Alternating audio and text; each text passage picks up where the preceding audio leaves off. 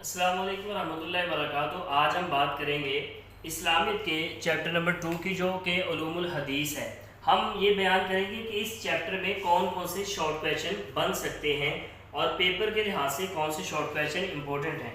سب سے پہلے اگر بات کریں علوم الحدیث کی، تو اس میں جو فرسٹ میں آپ کو نظر آ رہا ہے کہ جو شارٹ کویشچن لکھا گیا ہے وہ ہے کہ حدیث سے کیا مراد ہے، کہ حدیث کسے کہتے ہیں، حدیث کی ڈیفینیشن۔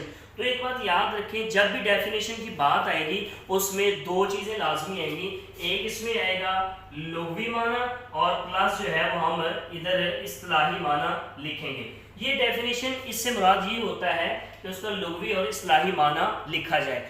پھر اس طرح بھی کویشچن آ سکتا ہے کہ حدیث کا لغوی اور اصطلاحی معنی لکھیں، یہ بھی وہی چیز ہے لیکن کویشچن کی نوعیت جو ہے نا وہ بدل سکتی ہے، اس کا وہ لکھنے کا سٹائل یعنی کہ وہ جو عبارت ہے وہ چینج کر کے دے سکتا ہے۔ اس کے بعد حدیث کی کتنی اقسام ہے بیان کریں۔ آپ کو پتہ ہے اس کی ڈیفینیشن کہاں پر ہے، یہ جو ہمارے پاس جو نیو کتاب ہے اسلامیت کی، ٹھیک ہے، اس کے پیج نمبر 5 کے اوپر اس کی ڈیفینیشن ہے، ٹھیک ہے۔ ویسے بتا دیتا ہوں آپ کو کہ حدیث کی 3 اقسام ہیں۔ نمبر 1 قولی حدیث، فعلی حدیث اور تقریری حدیث، ٹھیک ہے۔ قولی حدیث کسے کہتے ہیں، فعلی حدیث کسے کہتے ہیں، تقریری حدیث، یہ ایک اور شارٹ کویشچن ہے۔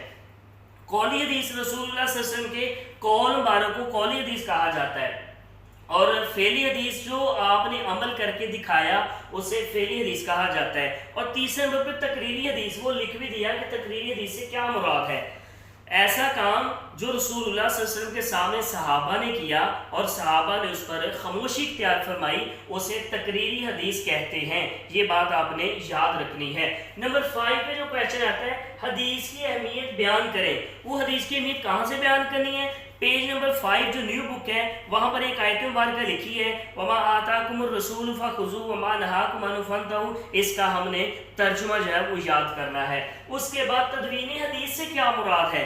تدوین حدیث سے مراد، تدوین کا مطلب جمع کرنا اور حدیث کا مطلب نبی علیہ السلام کی قول، فعل اور تقریر، یعنی حدیث تدوین حدیث سے مراد وہ دور ہے کہ جس میں رسول اللہ صلی اللہ علیہ وسلم کے قول، فعل اور تقریر کو ایک کتابی صورت میں جمع کیا گیا۔ تدوین حدیث کا آغاز کب ہوا؟ تو آپ کی اسی جو ہے نا وہ بک کے اوپر موجود ہے کہ حضرت عمر بن عبدالعزیز کے دور 99 ہجری میں تدوین حدیث کا باقاعدہ آغاز ہوا۔ اس کے بعد پہلے دور میں حدیث کا مجموعہ کن کے پاس تھا، یعنی جو پہلا دور تھا رسول اللہ صلی اللہ علیہ وسلم کی حیات مبارکہ والا، اس میں حدیث کا مجموعہ کن کے پاس تھا؟ تو یاد رکھنی ہے بات آپ نے، پیج نمبر 6 کے اوپر یہ والا جو اتنا حصہ ہے ان میں صحابہ کا ذکر آتا ہے۔ حضرت علی ہیں، حضرت ابو ہریرہ، حضرت جابر بن عبداللہ، حضرت عبداللہ بن عمر ہیں۔ یہ آپ نے صحابہ کے نام یاد رکھنے ہیں تاکہ آپ کا یہ جو کویشچن ہے وہ اس کا آنسر کمپلیٹ ہو جائے۔ نمبر 9 پہ آتا ہے صحابہ کرام کے نام لکھے جن کے پاس احادیث کا مجموعہ تھا۔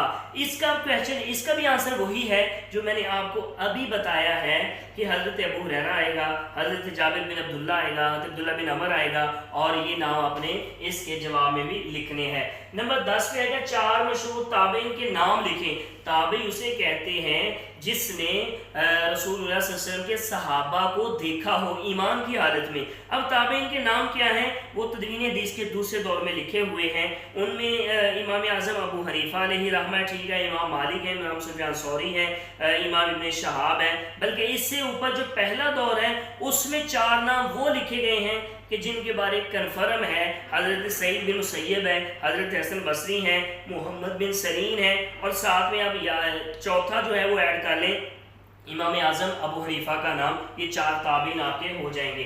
عمر بن عبدالعزیز کا دور کب شروع ہوا؟ تو عمر بن عبدالعزیز کا دور 99 ہجری میں شروع ہوا۔ یہ ہم نے اچھے طریقے سے کویشچن کرنے ہیں۔ اس کے بعد اگر بات کریں تو ہمارے پاس کویشچن نمبر جو 12 بنا، عمر بن عبدالعزیز نے حدیث کے بارے کیا کام کیا؟ تو یاد رکھنا ہے حضرت عمر بن عبدالعزیز نے جو حدیث کے بارے کام کیا وہ یہ کیا کہ جب 99 ہجری میں انہیں پتہ چلا کہ صحابہ جو ہے وہ جلدی سے دنیا سے جا رہے ہیں، تو انہوں نے مختلف جو ہے نا وہ ملکوں سے، مختلف علاقوں سے حدیث کو اکٹھا کر کے ایک کتابی صورت میں جمع کیا تاکہ رسول اللہ صلی اللہ علیہ وسلم کے فرمان جو ہے وہ کہیں ضائع نہ ہو جائیں، منہدم نہ ہو جائیں۔ 13 نمبر پہ تدوین حدیث کے دوسرے دور کی نمایاں شخصیات۔